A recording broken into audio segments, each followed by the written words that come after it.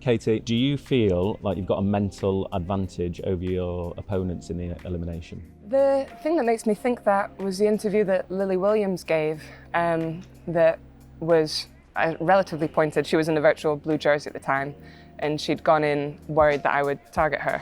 And what's amusing is that I'd gone in having to say to myself like a mantra of like, don't get drawn into fights, don't get drawn into fights, like ignore Lily Williams, don't do it. An elimination isn't the kind of thing that you can be marked out of in the same way as a point race or scratch race. It can be personal, you can be put in a box very deliberately, but the entire field can't work against you in a way that it sometimes feels in other races.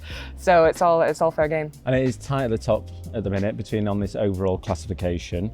Does this mean you'll be taking less risks? You want to test yourself to the biggest gain, and that, like, it reduces risk in itself. By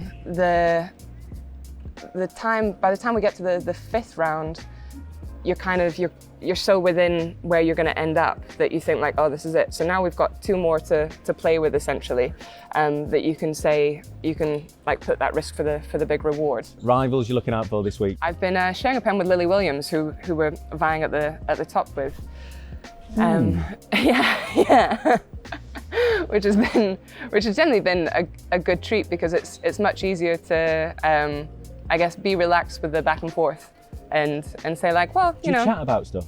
About the race or anything after it? Yeah, and it's my mother actually who's been saying to me that you shouldn't be so open in interviews afterwards. Like, it's one thing to talk about how the race unfolded, but it's another to say, well, these are my weaknesses if you want to take advantage. Maybe realize that you end up learning more by saying it out loud, I think. It's the best way to learn is to teach, isn't it? And Katie Archibald, it's where she was after round one, at the top of the Champions League.